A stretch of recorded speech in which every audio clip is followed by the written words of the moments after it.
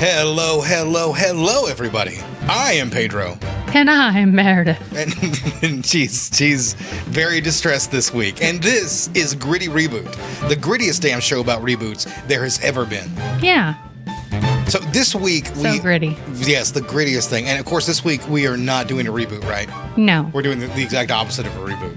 We're taking a look at twin movies, but this time it's not twins. We got triplets. We got triplets. We got triplets. Technically, it's 5 kids, but we're only covering 3, so yeah, it's just triplets. no, we're not. No, we're not. Let's not get crazy. Yeah, we're not talking about the other movies because they're not very good, and I've only seen one of them once, and it was just I barely remember it. So Yeah.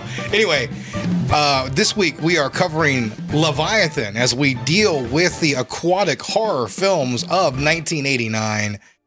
This movie, Deep Star 6 by Sean Cunningham, and of course, I think his name is James Cameron. Did he do anything himself? He made a movie called The Abyss. Yeah, he's the king of these movies. Oh, at this point. He's the king of these movies. That's what a lot of reviews that I read. Yeah, I read some bad reviews. I mostly read 10-star reviews because that's what I wanted to have for today. that's all you wanted to have. Yeah, because this movie sucks and it deserves a good 10-star review. And I found one.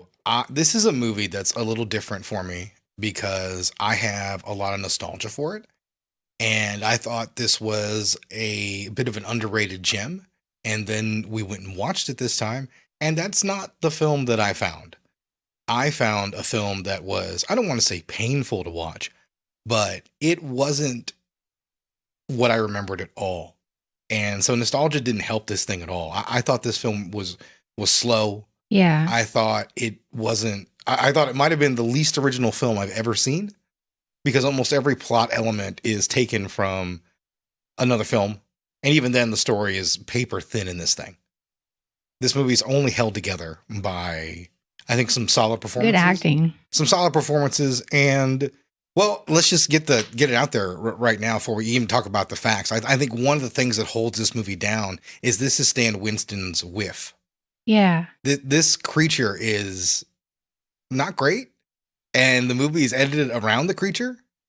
Clearly, right? Like there are so many times like there's an attack and we barely see the monster. Actually, Stan Winston shot those scenes. Really?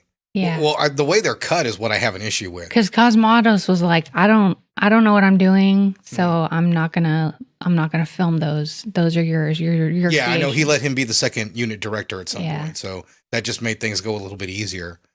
And the fact is, the creature work isn't very good, especially in the end sequence where you see him in clear as day. I got some trivia about this. Yeah, he's not moving very well. And I think that's one of the things that holds the movie down. I really liked this film and thought we were walking into a solid 6, maybe even a 7. But this was definitely more of a 4. I'd give it a 5. You give it a 5? Yeah, I'm about even Steven I think on this is it. definitely more of a 4. I thought this was really underwhelming, especially because I thought the creature effects would be really, really good because of Stan Winston. And some of them are quite good, but I think the main dish just isn't there. And some of the way it's shot, I think, isn't very good either. So. Yeah. But we'll get into it when we get there. But I just wanted to get like our rating right off the board because I know this. So every now and then I forget. And that's one of the things I wanted to talk about right off the show. Get our numerical score for the film that we didn't care for and we don't recommend. 5 sea urchins. 5 sea urchins out of 100. Yeah. No, it just out of 10. Out of 10. No, it just wasn't the kind of movie that I thought it was going to be when I went back to it. I was really, I guess I was surprised by how shallow this film was at the end of the Yeah. So Yeah, I hear you. do you have trivia you want to talk about? I sure do, Pedro. All right, well, lay it on me. All right. Excited, I like it. We're all excited about Leviathan.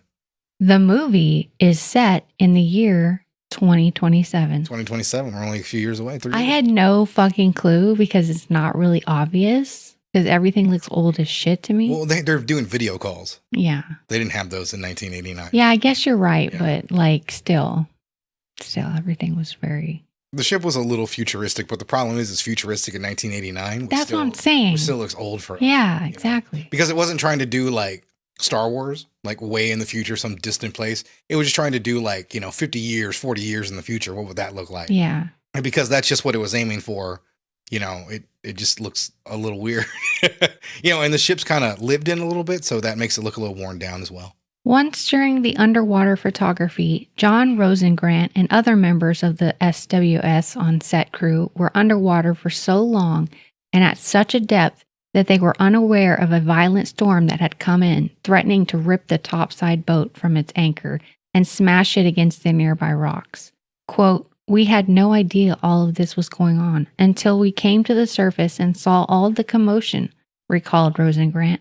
"We all got out of the water and helped push the boat away from the rocks and hold it steady in the storm." Yeah, shooting on water is no joke. No. That's why you see movies. They didn't shoot a lot of this They movie. really didn't. They did, and we'll talk about it when we get to really the opening scene. But and that's why you don't do that. You do other things to try to get around shooting on water because it just takes so much time, and you can have a disaster like that. You can have a storm blow in to ruin your entire day or week. Yeah. If you lose something like that or somebody gets hurt, God forbid. It really does change. That's why Waterworld was so expensive because the whole fucking movie's on water. Yeah, I fucking hate that movie. Yeah, I was just watching Ebert's Worst of the Year, and I think that made the list for like 95 or 94. It's the worst of my life. I don't hate Water. People have rediscovered Waterworld. Ugh. That was one of the films that I was going to use, but I don't think Waterworld's very good. I think it's okay. It's terrible. I think it's okay at best. And that's really all I can say. It's okay. In designing the creature, Stan Winston and George P. Cosmatos went through a mini library of marine life pictures and medical reference books. They were inspired by physiology from the natural world and came up with the idea of combining human body parts and elements of deep-sea marine life into an unnatural creature never seen on film before. Yeah, and it all comes together to look like what Ernie Hudson called a giant chicken. Yeah. Listen, that's probably the best way to put it. What's the old saying? A horse by committee is a camel. Yeah. And that's a lot what this creature is. Like, there's a lot of cooks in the kitchen about what should be on this creature. And it's kind of a mess of like 10 different ideas.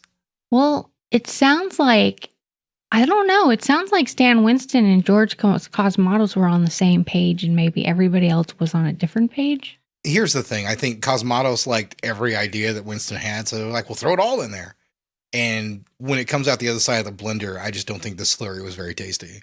It just doesn't feel like a Stan Winston product. It feels like something lesser. Yeah. It really does. Just the first time, like, you see him out in the sunlight, like, that's not really scary at all.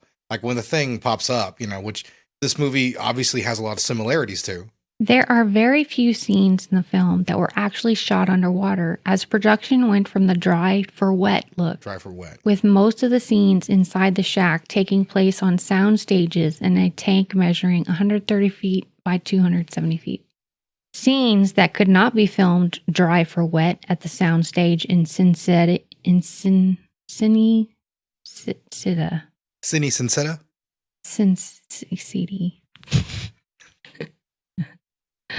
Yeah. It's Italian. Sincerity. I can't see. It's in your notes, so I can't see the word. But I did hear this. I heard. City. Yeah, I heard Ernie Hudson say this on the. Yeah, it's a production house. Yeah, it's a famous studio out there. Were shot either in big water tanks or at sea in Malta. Stan Winston had his main creature. Ugh. You want to try that again? You all right? Stan Winston and his main creature effects team trained and certified as scuba divers prior to filming in order to support the required water scenes in the movie to ensure their safety and proficiency in the water. Quote, Tom Woodruff Jr. would be in the suit underwater and the rest of us would act as safety divers so we could get Tom out of the suit quickly if something happened, noted John Rosengrant. Well, I mean, that's the thing, when you're working underwater, you have to work very quickly. Yeah. All it takes is one mistake and somebody drowns, so. Yeah, fucking crazy. It is, it really is. In addition to the amazing creature effects, Stan Winston's studio also built the deep dive suits designed by conceptual artist Stephen Berg. The studio made a dive suit for each of the lead actors, Peter Weller, Amanda Pays, Ernie Hudson, and Daniel Stern. Quote, we were commissioned to build the old-style mechanical underwater dive suits that the crew wears to explore the sunken ship, says Mahan. We made one custom suit that could be retrofit to every actor. The suits were white fiberglass shells with joints. They weren't as light as the actors would have liked, but they were as light as we could make them, considering how big and bulky they were. They had bellows at the bottom of the feet, so when a character stepped down, they would squirt air to make dust on the ground. Yeah, I saw this effect. When we were watching the 4K transfer this, you can see the dust or the dirt kicking out every time they step. It's a great, clever little idea. Shot at 48 frames per second, it looked like it was in slow motion and underwater. Oh, okay. Yeah. So yeah, that's basically the key to the dry for wet technique. You shoot things a little bit at a higher frame rate and play back slower. So everything looks like it's heavier, more labored, like they're in water. And then the key is the sediment in the air. Yeah. Or pardon me, in the water. Things are just floating there. I was just about to go through it. Before you knock down your water and get it everywhere, why don't you tell us about what they did? Because I do know, I saw this in one of the behind the scenes things. It's actually a very cool idea. Chicken feathers were used at one point of the shooting. Which is what I would have thought too. The underwater scenes, and suggest things were floating around in the water. According to Alex Thompson, this did not work because the features were floating side to side instead of up and down. The idea was scrapped altogether. But what did they do instead? You ask. What could they possibly have done? So this does seem like a good idea, but yeah, if it's just going down, it doesn't feel like water at all. So they used a wax. Yeah. They used a wax, which I was like, I don't even know how that works, but apparently heated up. It gave them the smoke and little atmosphere for the water and created perfect little particles that just kind of flowed and fluttered through the air. And it worked perfectly for them, and that's what they used. I forget the name of the style of wax or whatever, but that's basically just what it was, just little wax, kind of like an oil they were burning. And it worked out real well. Now, I think I will say, before we get into it, in 4K, the dry for wet technique is not as convincing. Yeah. I will say that. Like, we're watching that, the first thing I thought of is that's clearly not underwater. I hadn't done any research on this movie. I hadn't probably seen this movie in 15 years, if not longer. Probably longer. I think probably the last time I sat down to watch this movie would have been with my dad, probably on the Sci-Fi Channel or something like that. So, and he does like this movie, which is why I would have seen it, and I have fond memories of it. But I think my dad also might like Peter Weller as well. I like Peter Weller. Yeah, I don't have any memories of this movie. The first time I watched it was the other night.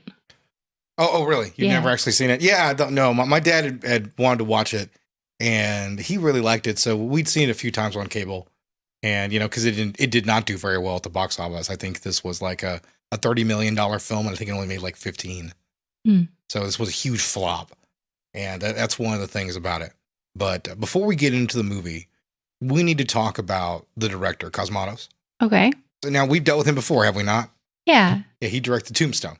Yeah. He didn't really direct Tombstone. He just sort of came in for the other director who was fired while the cast and crew sort of directed the movie, I guess, themselves, and Cosmatos just took credit for it. Yeah. For the Directors Guild is sort of how it's been reported. I wanted to talk about it because he's the director here, and he sort of famously or infamously did not get along with really anybody on set. He had screaming matches with Stan Winston on set, and then that was sort of the compromise, the second unit director bit, because apparently Cosmatos was shooting things in a way that Stan Winston thought wasn't beneficial for the effects. And maybe that's one of the things they had to cut around in some of those shots, because I think, like I said, some of those scenes are poorly edited. Daniel Stern almost came to blows with him. They had to be separated. Ernie Hudson got in a shouting match with him as well. Ernie Hudson, I think, called him the most politically incorrect man in the world. Oh, wow. Yeah. So I wonder what he said. Yeah, Cosmatos. And by the way, Cosmatos, before this, he had directed a couple of Stallone movies. He directed Rambo 2. First Blood. And he had directed Cobra. But the legend on Cobra is that he also shadow directed, that Stallone really directed the film. And Cosmatos just took credit for it, showed up every day and collected a paycheck, and that was it. So, and listen, I don't know much more about that. I just Googled that a little bit, but apparently it's something people say about that, but it just deserves to be mentioned. So he's a lazy director. Is that what you're trying to tell me? Well, his credits aren't very good, and this movie isn't very good, but he does have a classic under his belt, but it does appear he had nothing to do with it. And that classic, of course, is Cobra. No, the classic is Tombstone. But I just wanted to mention that. And also, because I have this clip, and this is Michael Rosenbaum's podcast, and he's talking to Michael Bine. Now, they're talking about Tombstone. I didn't play this for Tombstone, but I wanted to play it here because it really sets up the kind of gentleman that Cosmatos is, or at least that Michael Biehn says he is. Talking about Michael Rooker, your old buddy from Tombstone. Michael Rooker was also in Because Tombstone. I want you to tell a Rooker story.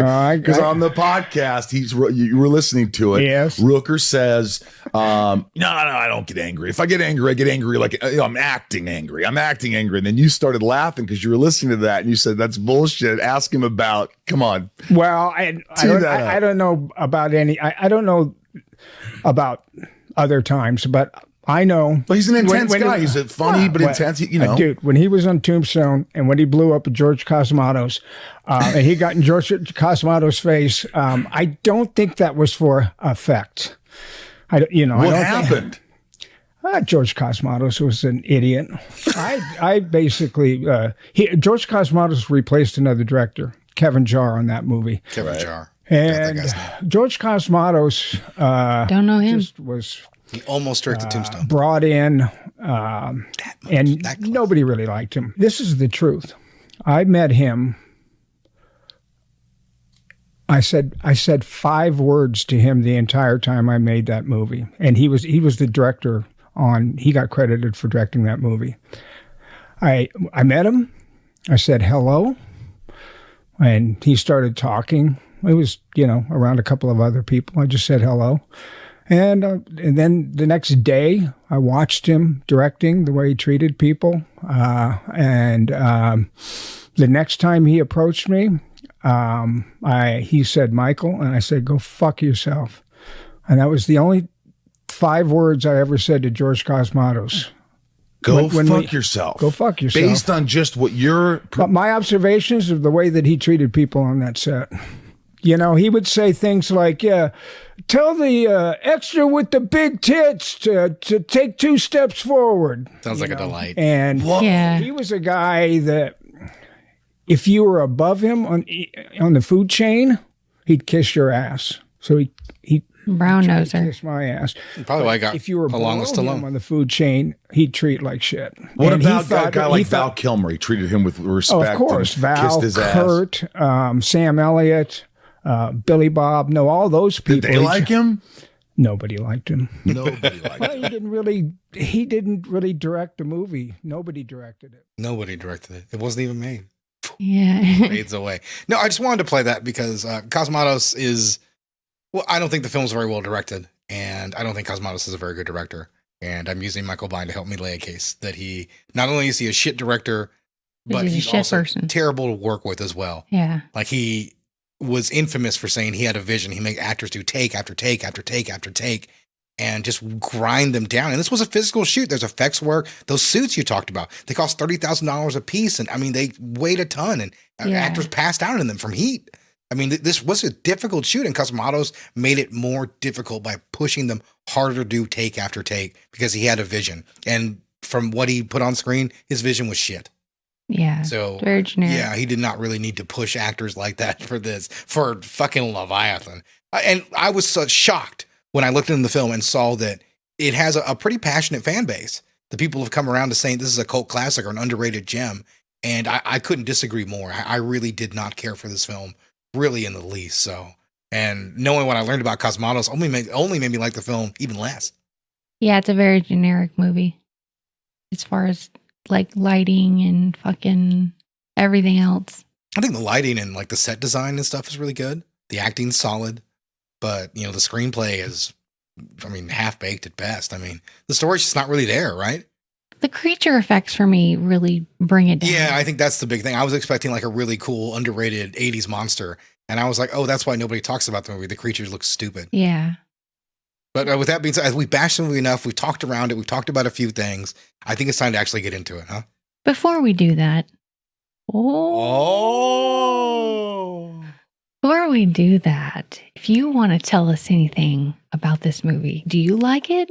Maybe you don't. Maybe you do. Maybe you don't. Tell us. Let us know. Let us know at grittyRebootcast@gmail.com or on our socials, which I don't know. Which is you go to TikTok, Instagram, or YouTube and search Gritty Reboot. And you'll find us right there. And you can click that, follow along, and you can see we put clips from the show, random thoughts that we have. I occasionally make memes. The TikTok is the only thing I make that TikTok likes are memes. Any podcast clips, it hates those. Anything like that, it only likes my memes, and I don't know why. Maybe Listen, it is what it is. Meme-erific. Meme-erific. Wow. Yeah. I'm not turning that into a clip. No. That's right there. Meme-erific. It was an experiment that tampered with nature's most basic laws. It went terribly wrong. It was buried 5 miles down. Now, a crew of undersea miners is about to stumble upon this terrifying secret. Shack to 7. What's going on out there, Williams? My God, are you picking this up? Look at that. Leviathan. Currently with a Russian fleet in the Baltic Sea. Currently it's rusted junk and we're looking at it. What's your air reading? 20 minutes. Do something quick. We've lost him. My crew's in jeopardy. But you have no proof. I'm ordering you to start an emergency medical evacuation. What if it turns out to be nothing? It's already killed one man. My rebreather stopped. I'm losing compression. We start underwater Whatever got 6 with a giant circle. still here. I feel something. And I guess it's supposed to be a bubble. It's a bubble. It's a big bubble. It's a big bubble. You hear whale noises. There's a lot of whale noises in the sound. Yeah. And just in the general mise en scène of the film. And it's like they didn't even loop the best part of a whale noise. They just kind of hit the part of it. So it sounds really weird. What's the best part of a whale Well, noise? you have to. It's a long process. The whale sound. Is it? Yeah, I think so. I never thought about it. Yeah, I just thought of a whale noise, and now I'm thinking it's a long process. it is. I don't know why it is. Yeah, because like we're talking at a normal level. Well, whale is like.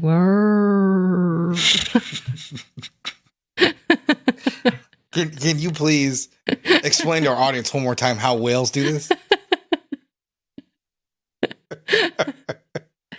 Well, yep, that's how they go. They go. Brrr. yeah. Okay. Instead of saying hello, they say, "Oh."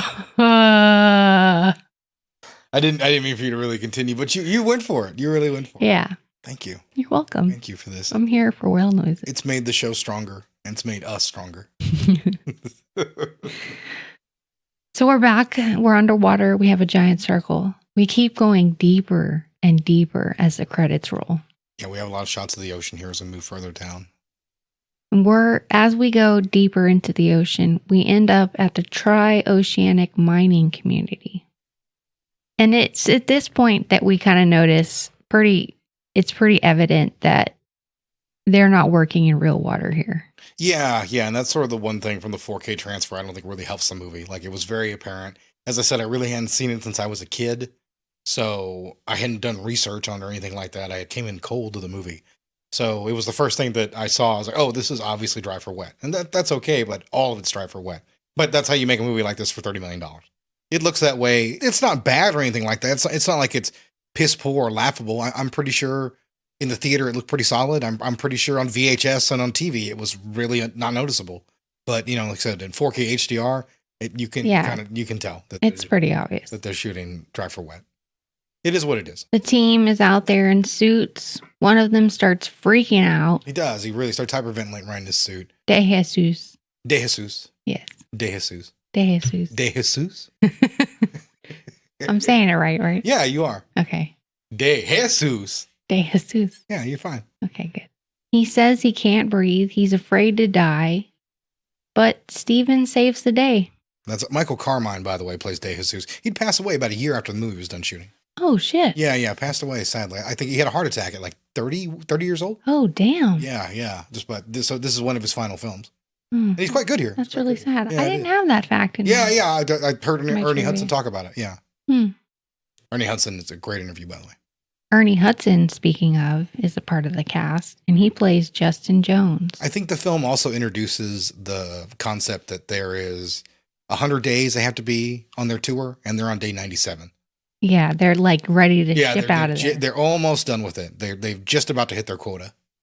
We have Daniel Stern as well, and he plays Six Pack. He does play Six Pack. Obviously, everybody knows Daniel Stern from Home Alone.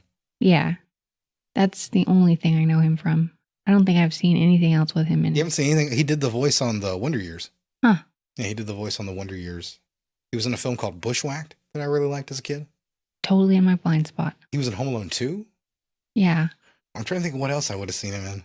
I know there's other things. Oh, he was in, I think he directed Rookie of the Year, a movie about a kid who breaks his arm, and when it heals, he can throw a baseball like 110 miles an hour. Yeah. I think he directed that. It was stupid. But Sounds I stupid. kind of liked it. I know you would. It brought baseball. It brought people joy, so I know you wouldn't like it. You like baseball movies, even though you don't really like baseball that much. I do like baseball. I just don't watch it because I'm not a Rangers fan and I can't watch my Astros in this territory. Whatever. I can't. It sucks. I hate it. I wish I could. It'd be great if I could. We have a real weird rough cut to Peter Weller in the mirror shaving. We're just watching the outside and then he immediately starts talking into the video call. Yeah, they talk about the doc and the quota they have to meet. Now, he talks to Meg Foster here with her witch eyes. Yeah, I know. Yeah, Meg Foster. She will also be the love interest to Roddy Piper in They Live in a few years. Yeah. We won't ever cover that, but we should. It's a great movie. Well, you know what? It's our podcast, and by God, we can do whatever By God, we can want. do whatever we want. Yeah, one day we'll just do it. We'll do a month. We'll just cover all the other films of John Carpenter that we're not going to get to do. Yeah, because we love John Carpenter. Well, I love John Carpenter. We both love John Carpenter. Yeah. He really is one of my favorites, so. Well, he's done so many good things. He has. All right, so they talk, they hang up. Steven reprimands the doc. Yeah, all they do is really give us information on what we know. It's like their quota's been hit already. They're just basically burning daylight until. Yeah, they they're get to the end of the basically ship. like, I think 12 hours. She says she can be out there. Yeah. And when DeJesus started hyperventilating, Peter Weller had to help with the situation because the doctor wasn't at his post. Yeah, and so he's pissed off. So he reprimands the doc. But The doc, by the way, is played by Richard Crenna. Most people would recognize him from Rambo 2. yeah, And what the first? Well, they would recognize him from the Rambo films. the doctor examines DeJesus. And then we have what they're doing is they're trying to get us a little bit about everybody's character and show you a little bit about each. Yeah, this role. is the point of a movie like this where we get to meet the crew while they're having dinner or breakfast or whatever it Yeah. is. And we see all their quirky personalities. Yeah. We've seen this scene a lot. And there's not a lot that really sets this one apart. We have Six Pack sexually harassing Bridget. Mhm. Steven talks to a woman about the doctor and getting the hell out of that mine. And they just want to go home so bad. They've been there forever. Yeah, And they really want to get it's out of it. under the ocean. I can understand.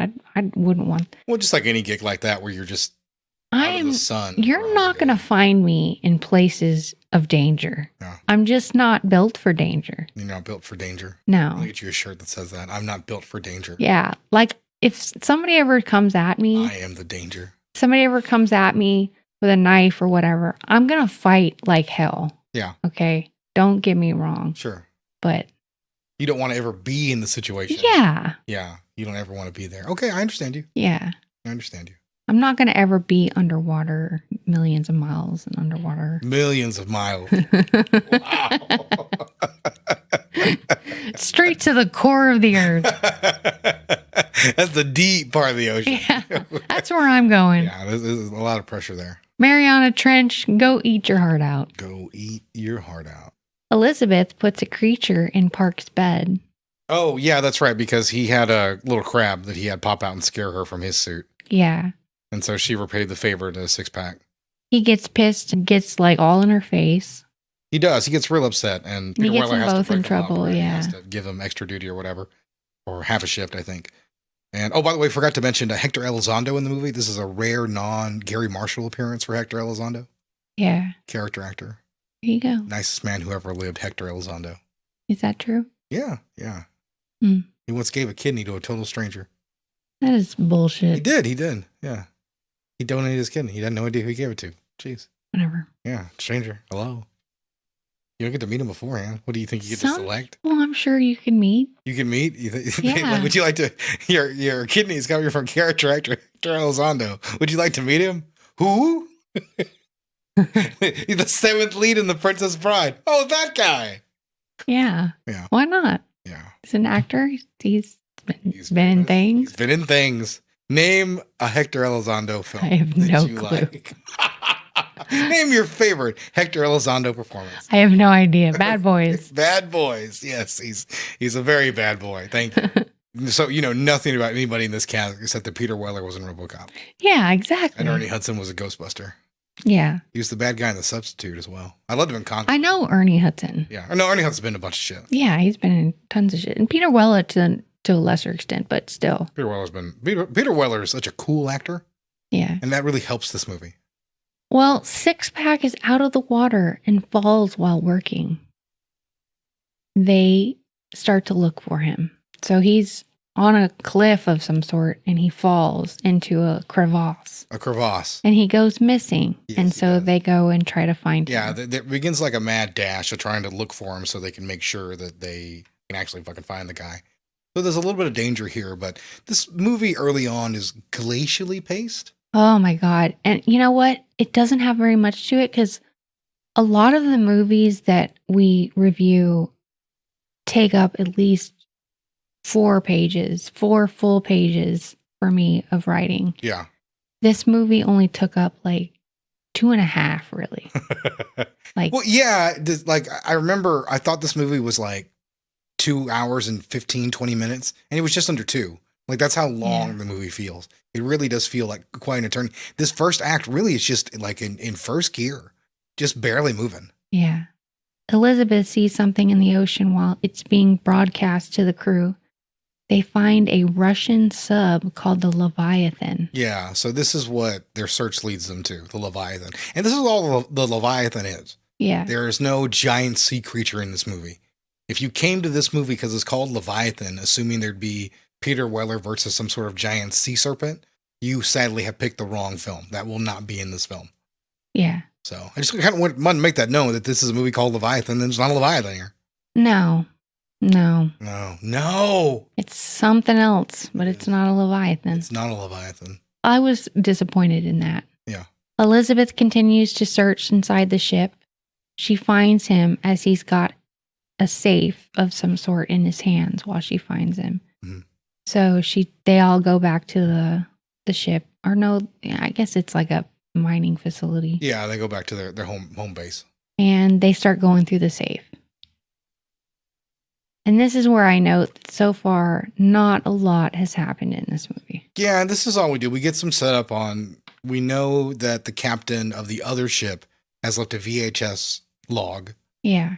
And we know the other thing that we really see here that Cosmatos shows us is that Six Pack steals a flask Yeah. and pockets it for himself and dooms almost all of mankind Yeah, no, right? just because he's a drunk. Just want some booze. He's a shitty employee Yeah. and he almost kills everybody.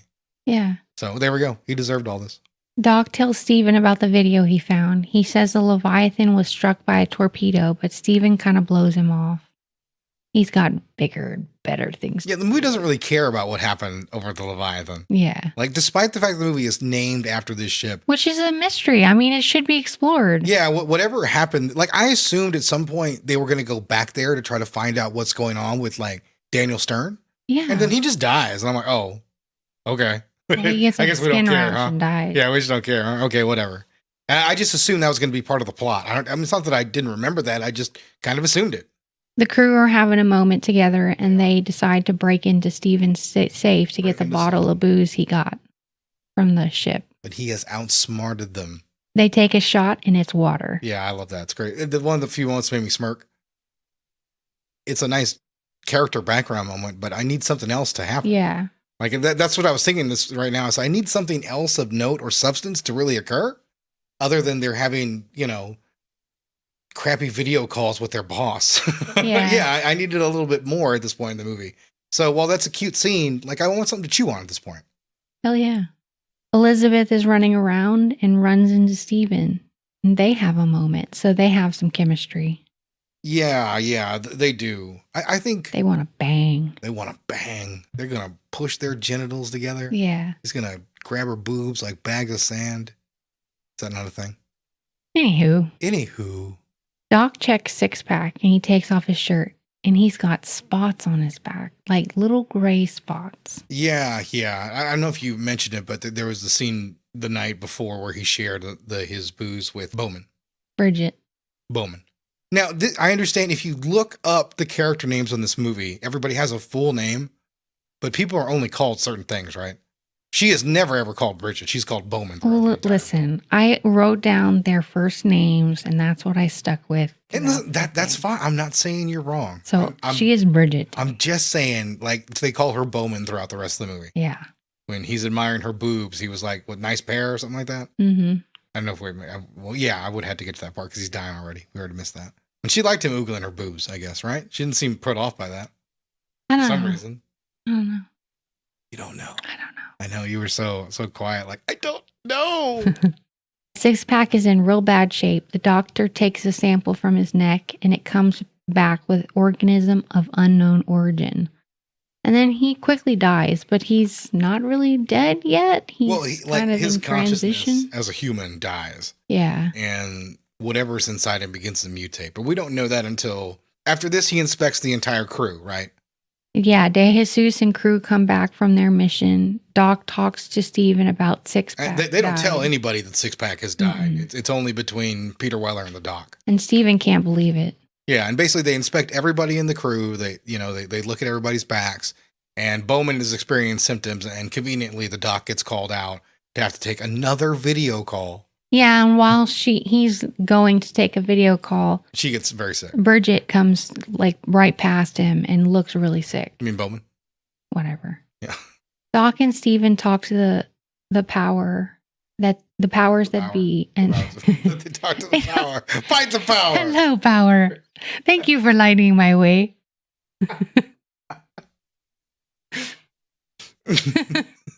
I want your version of the movie. Hello, power. They talk to the powers that be, and they're hurricanes, so they can't come to get them. Yeah, their pickup is delayed by at least 12 hours because of the incoming hurricane.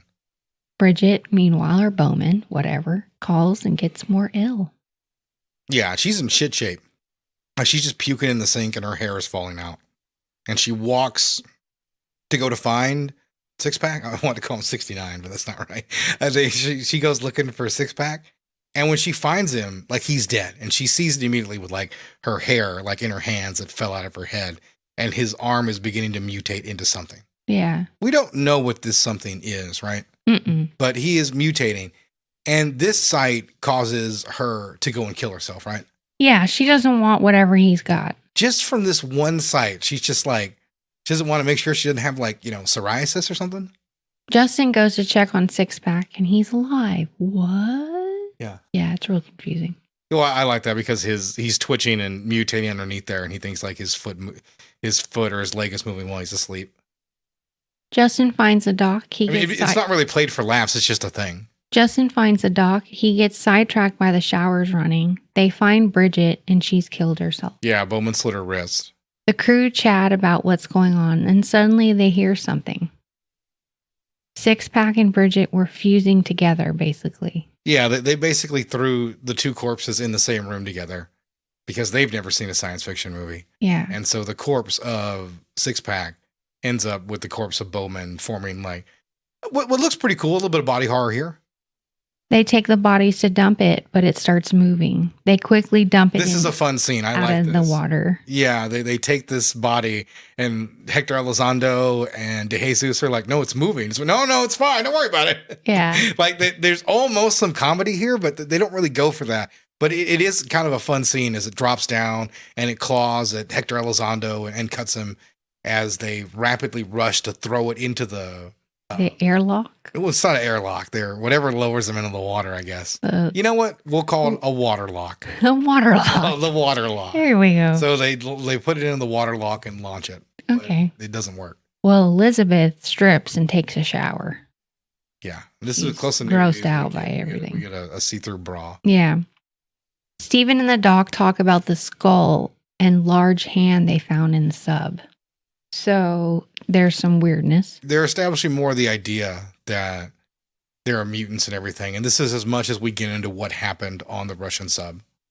That's the only proof they have that there's something weird going on with human people. The leg of the creature festers and starts growing. So oh yeah, when they try to throw him out the water lock, he's only able to get a leg out. The creature, yeah, that begins transforming into like a sea serpent, a mini Or like a big eel, basically, not a serpent. My mistake. Like a big eel. Steven and a couple of the crew discovered that the Russians tampered with the vodka. Yeah, they finally find out where everything came from. And then Justin starts making a fuss. He's like, we need to get the fuck out of here. I don't know what we're doing. Why is everybody dying? I can't handle this shit. He's basically freaking out. Yeah, but this is what you want to do in this situation. I mean, things went from we just need to get home and somebody got sick to now people are dead and there's a monster somewhere around. And they're freaking underneath the ocean. Yeah, there's nowhere they can go.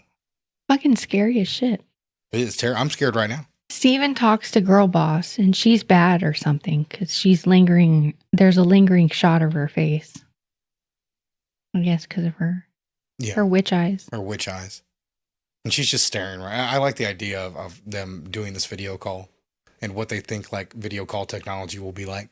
Yeah. Yeah. Big CRTs. That's what we're going to have in a couple years, 3 years. Yeah. I'm kidding. Yeah, I like that. A creature comes out and attacks De Jesus, and he's getting eaten by the creature. Justin backs him in and goes for help. He gets the Doc and Steven, and they discover De Jesus has escaped. Yeah. He goes and he asks Cobb to watch him while he tries to get some extra help.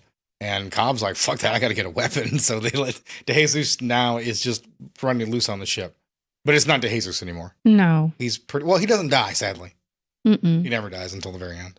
The crew arms themselves with flamethrowers and axes. So the weapon design is pretty laughable on this. First of all, why would an undersea mission have a flamethrower? And why would they have 2 of them? Yeah. And also, why would they give them a really weird design that's not a standard flamethrower? Right? Yeah. Like, it's like a big like plastic thing with like 3 lighters at the very end that light into the flame. Yeah, it's ridiculous. Yeah, it does. It's a really weird looking design. It's kind of whatever, but I just wanted to point it out that it's just very strange. BP is looking at some wires and gets out. You mean Cobb? Gets got by the creature. Sure. Yeah. The crew talks about their options. They use Steven's blood as bait to try to lure it to so that they can get into the water. The doctor goes to the control room. He evacuates all the air pods. He doesn't want anyone to leave. Yeah, well, he knows exactly what it could be. So, I mean, this does make sense. But once again, this is a very cliche scene we've seen in a lot of stuff. Yeah. This whole concept was done better in the thing. I mean, well, I could say that about the entire movie, but this is another thing that I think it's just, okay. Like, Underestimating humans' will to survive. Yeah, exactly. Cobb or GP? GP, it's not certain. Body, Mr. Elizondo. His body starts pulsating from the chest like a creature is trying to burst out. It's kind of a neat effect. It gets the dog. The rest of the crew realizes there's no more escape pods. The movie is picking up some momentum at this point now that we have a monster on board. Yeah. But I do want to mention, I think one of my biggest gripes is anything to do with the monster, they don't want to reveal anything about this monster until the final reel, right? The final fight. Yeah. And so because of that, like a lot of these scenes are kind of confusing. Like you just don't really get a great sense of what's going on. They reach Girl Boss and she says it's now 48 hours until they have rescued. Yeah. Which... Because they're down there with a genetic monster that can... But she's just telling them, whatever they want to hear. So yeah. Everybody feels like she's lying. Yeah. Steven has a hunch that Girl Boss is lying to them. The creature rips open an air vent and an imminent implosion coming. Yeah, so now we have a timer set up for the rest of the film. This is all that's left. That's all that's left. Well, I mean, hey, listen, it's Leviathan. It's crazy. It seemed like a longer movie, and well, yeah, that's what I'm saying. There's nothing. There's to a lot this of like movie. atmospheric long shots of hallways. Yeah, there's a lot of that early on in the film, and I mean, like, what do you want to talk about with another video call, right? Yeah, like the movie just needed one extra plot line with the corporation trying to screw them over or something like that. Like it needed one extra thing. Like the movie is just. bare. Yeah, it's just a flat story. They needed one original element besides it's alien in water. Yeah. With some of the thing. That's literally all this really is. And it doesn't really help with this script to not really have any kind of personality to it. It's just the leftover parts from other better science fiction films, sadly. 8 minutes to implosion, which is sounding off all over the mining community. Yeah. Steven and Justin try to fix the problem. They do attempt to try to save the ship or save everything. Justin thinks he sees the dock. And see, this is a great example of like a missed opportunity. Because how many times have we seen like somebody talk to somebody and it's revealed they're part of a monster or something like that? Mm. Right. I just want to mention it because like It copies the thing too much. it really does. And like this reveal isn't a reveal. Like you just kind of see the doctor's face and you know it's not right, but we don't see any more of the monster. Like Ernie Hudson's reactions there's no reaction. There's nothing that we see to give him that reaction. He just sees the doc's face in like a mask, but we don't really see anything else. No, Just- you it's can't just- see it's a the close-up. monster at all. So we don't know what he's like reacting scared to. And it's just such an odd editing choice for a monster movie with a monster designed by Stan Winston. This is the part where the editing really drove me nuts in the film is you have a great opportunity to do a scare where he thinks he sees the doctor and then it's revealed that it's this giant monstrosity instead. We don't get that, even though we get Hunter Hudson's reaction to it. Yeah. It's a very strange cut. Now, I don't know why Cosmatos didn't want to shoot the monster that way or why they didn't want to reveal it at that point. You're near the end of the film at this point. You might as well show me a little bit more of the monster. You're going to show him in daylight in 10 minutes. The creature comes out and attacks Elizabeth. The creature attacks Steven. There's 4 minutes to implosion. Yeah, as we're coming out here, I do want to mention that I think Ernie Hudson's character is probably the strongest character in the movie. Justin? Yeah. I think he's the strongest and most likable character is in this entire thing. And it's appropriate that of the 3 people that are going to make it out of this boat, that he's one of them. Yeah. And Peter Weller, and of course, Willie. Or Elizabeth, pardon me. Calling her Elizabeth. They plan to get in the suits and make a run to the surface. The creature tries to stop them, but at every turn. Steven gets an axe. He burns up the creature a little bit. Yeah. They do form a nice attack on him. He escapes in a suit to the sea. Everything implodes. Let's see. He sends the 2 of them off on their own while he tries to distract and make sure the monster doesn't get them. They all head up to the surface. He is behind them, but they all get up. And so I have to mention here, as the movie has picked up a little momentum, and it has, like things are moving, like we're getting the monster move around, there's attacks. I have some issues, but the movie is going up to almost watchable at this point. And this ending is a disaster. Yeah. It's a fucking disaster. Yeah, it's so bad. Okay, so we have one of the few shots is actually in water, which is them dropping their suits and going up, and everything with the suits coming apart is fine. It's the second they get to the top of the water, they get up there, and they're just floating around, and all of a sudden, these sharks materialize as if from nowhere. Yeah.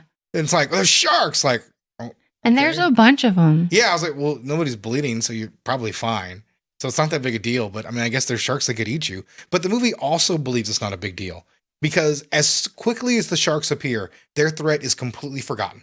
Yeah. Like within 30 seconds, no one, not within 15 seconds, no one is talking about or cares about the sharks anymore because the Leviathan, which is not the Leviathan, appears. The giant chicken pops up in the daylight with this blue background behind him, and it looks fucking terrible. Yeah, it looks bad. It's like an amalgamation of like, it looks like that meat that we had the other day from the store where you pulled it apart and it was with like the meat glue. Yeah, the meat glue and stuff. That's what it looked like. Yeah.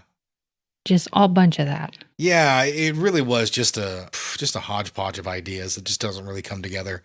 There's a reason a lot of people don't really talk about this. This movie's forgotten because the beast is forgettable and the plot is, forgettable as well.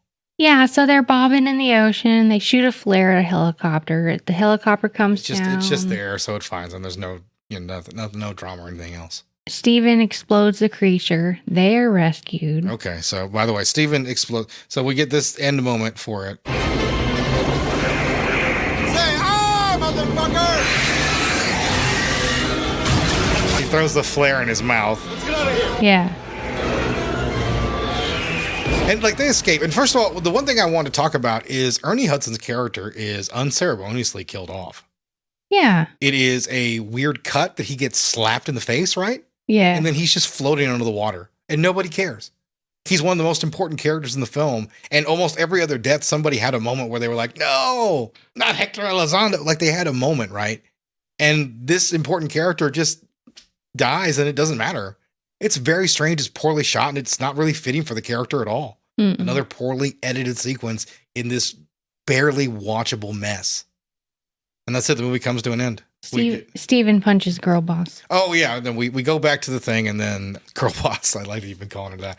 Meg Foster's witch eyes get punched out by Peter Weller. Yeah. And then, it's whatever. It's an 80s ending. You can get away with that. It's fine. Yeah, the movie's a real disaster how it comes to an end. Also, the Jerry Goldsmith score is really good. And the end, it feels like it's an adventure movie. Like the end score really feels like a different film entirely.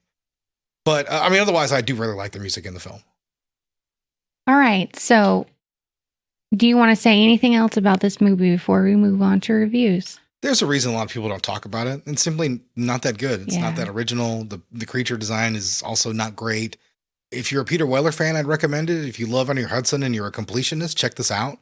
If you love Hector Elizondo and you need to see every film he's ever done and study it, God help you.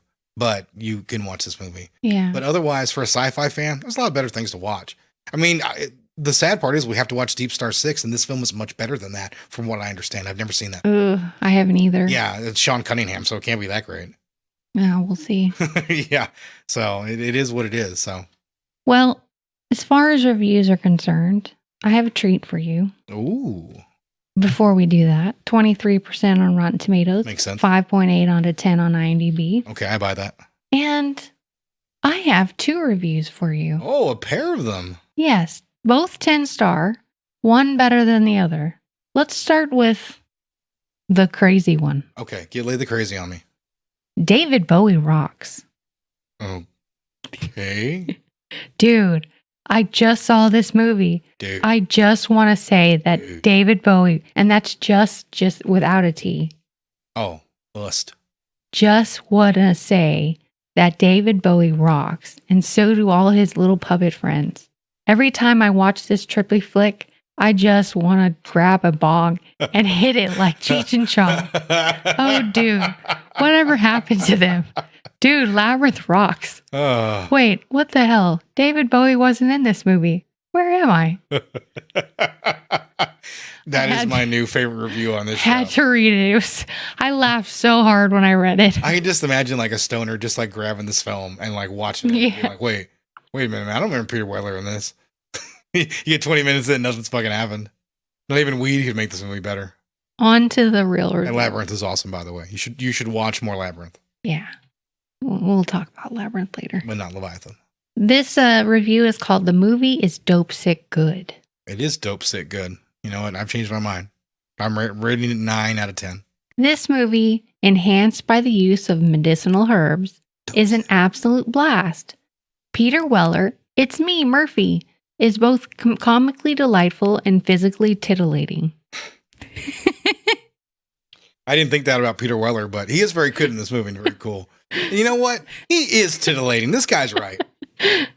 The special effects are far superior to comparable movies at the time. Alien, Deep Star 6, The Abyss, and then even compared to special effects of today's movies. I found the monster absolutely terrifying. I woke up in a cold sweat in the night after watching this movie. Ernie Hudson's Winston gets killed in the end, and unlike some previous posters, I thought it was a great addition to the movie. No, it's stupid. At least he made it through, unlike Sammy Jackson in Deep Blue Sea. He's got the worst death of it. It's like, oh wait, the black guy made it? The hell he did.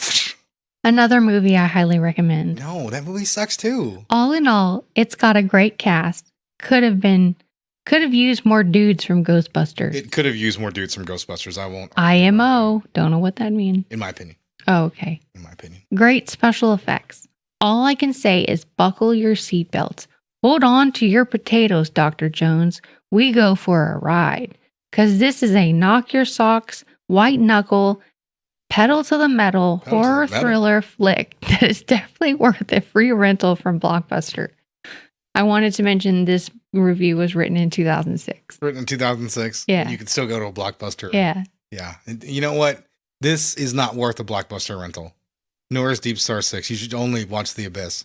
That's the spoiler for the other episodes. Yeah. You should only watch The Abyss. No, those were good reviews. I'm glad you brought the craziness there of a man who confused the two films and then an individual who also, for some reason, very much liked this film. Yeah. Got the Labyrinth mixed up. That was pretty good. Well, with that, next week we will be talking about Sean Cunningham's Deep Star 6. And, the show's not over yet now, is it? Because in the year of 1989, Roger Ebert was very much alive. And of course, he reviewed Leviathan. And once again, making me feel like I was off my rocker here, he gave it a good review. Siskel did not, but I was a bit surprised. I'm always surprised when Ebert gives what I think is a shit film a really good review. And he kind of liked this movie, and I'm not 100% certain why. Yeah. Our next movie is named Leviathan, and it takes place on the floor of the Atlantic Ocean in a deep-sea mining station where the workers combine the duties of geologists and astronauts. They are nearing the end of a 90-day tour of duty when one day one of the miners wanders into an area of the ocean floor that they haven't explored yet, and he discovers there the rusting hulk of a gigantic Russian ship named Leviathan. I need more light on that, though. Six-pack? You hear that? We need more light. More light. Six-pack? All right, look. Cable. Seriously, people really... And when he falls off the edge, he discovers that ship, abandoned on the ocean floor. It turns out to contain a deadly life form that can attach itself to human beings, mutating them into sea monsters. Richard Crenna is the doctor in charge of analyzing this bizarre threat, and Peter Weller is the mission commander. It has all the characteristics of deep-sea marine life. Scales, gills. After I saw Ebert's good review, I went back and watched The it a mutating second genes time. seemingly Fell asleep. kill two of the crew members, but as their body bags are being prepared I don't know why to you be did that. ejected into the sea, I thought I missed something. Glutton for punishment. Surprise. Hey, Punishment for gluttons? what are you talking about? They're dead. Wait a minute. I feel something too. Let's go. Somebody's alive in here. Come on, come on, come on. All right, come on, let's push it, Doc. What do you mean push it? The human beings we're talking about. What's alive? Over the silence. How about let's do it, Oh my Doc? God, they're alive. Get it up. Let's have a look. As the mutant monster spreads its tentacles throughout the ship, panic spreads among the crew.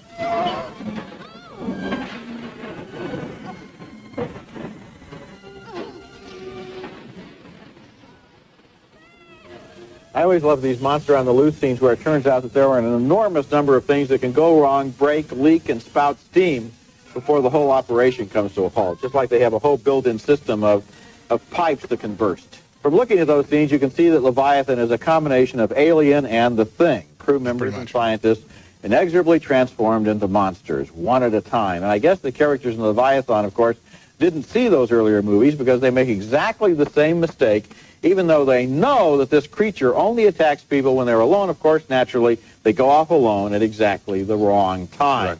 Right. They'll do it every time. Leviathan is not in the class of Alien, but it is an effective thriller, and there were some times when it got to me. I was entertained by it. The movie does a good job of creating a believable and authentic-looking undersea station, although the sea monster itself, designed by Stan Winston, is just a recycled version of creatures he's already done, and it's sort of disappointing. I wasn't particularly captivated by the story because I had obviously seen it before, seen it many times before. I ended up noticing the people. I mean, my mind got distracted, and I started to look at Amanda Pays, who was one of the assistants there. And I spent most of the movie seeing how tall she was, and she's quite short. I was surprised. Second, I saw her walking around with her shoulders like this. It almost seems like she was afraid of how beautiful she is, or didn't want to be seen as I think beautiful she really Siskel is had an on erection screen. the entire time. Yeah, I think he was captivated by her. He was giving more a thumbs up. Pretty dead story by throwing off wisecracks. He's a very interesting actor to watch. He's got some of the James Woods life in him. But other than that, I mean, it was just like I was watching two people who I really enjoy trapped in a familiar story. I enjoy the way what Weller does is always remains extremely cool when another actor would have exploded at some of those moments. But I was not able to detach myself in the way that you did. I did get involved in the fact that they're under all this pressure. You hear the sea station creaking and moaning under the enormous weight of the water. I thought the special effects outside when they're walking down the ocean floor and where they get lost in the jungle of sea worms. I thought that was a very good scene, and I enjoyed that was cool. I like the sea worm sequence. I found it much more memorable than Amanda Pays' shoulders. No, that's the thing about Amanda Pays. She's quite memorable. Now let's recap our reactions. Damn. Yeah, he was all about it. 2 thumbs down for Fletch Lives, a disappointing sequel. They didn't like that sequel either. A walk through a very silly, meaningless movie. 2 more downturned thumbs for Slaves of New York. This movie's available on YouTube for free. Slaves of New York. The real energy of people trying to survive and thrive in New York City. A split on Leviathan, the familiar sea monster tale. Roger got involved with the story. I noticed mostly the actors just as people. We both Or were disappointed with Amanda Pays is Sexual his object. sexual, yeah, all about young his people object of hoping sexual that desire. effect nor fancy. And 2 more downturned thumbs for police. He's a horny for. Today we learned that Gene The Siskel was a amazing series gooner. continues, amazing because neither one of us find it very funny. What? And so I like nothing. What? This, Gooner? 10 Yeah. possible votes. The hell We is have that? 9 down It's a person who turns. The masturbates a line is lot. up, but not way Oh. up for Leviathan. So not a strong. God, there's week. terms for everything. It's usually kind of. That's usually how languages work. wait till next week or go to see last week's movies. Go to see last week's movies. And with the last word from Roger Ebert, that is the end of our show. Mm-hmm. Meredith, do you have anything you'd like to say about Leviathan before we close out? No, I don't recommend this movie. You don't recommend, neither do I. Are you excited for Deep Star 6? No, Yeah, go fuck yourself, Sean Cunningham. it's gonna suck. Yeah, I'm not really looking forward to it. Hopefully, it's short. Yeah, I do hope it's short as well. Otherwise, that's gonna suck. And well, We can always watch it in shifts. you should watch 10 minutes at a time. Not that shift, like an hour at a time. An hour at a time. How long do you think Deep Star 6 is? 2 hours. No, it's probably like an hour and 26 minutes. God, I hope. Yeah, if it's Sean Cunningham, it'll be an hour and 25 minutes, and there'll be a long shot of someone making tea for some reason. Don't forget that Friday 13th has like a moment where like the final girl makes like coffee or tea for like 5 minutes and just shows her like getting the pot and putting water in it, putting it on the stove. And I'm like, somebody kill somebody already. Anyway, we'll deal with that next week. We'll see you guys next time. Bye.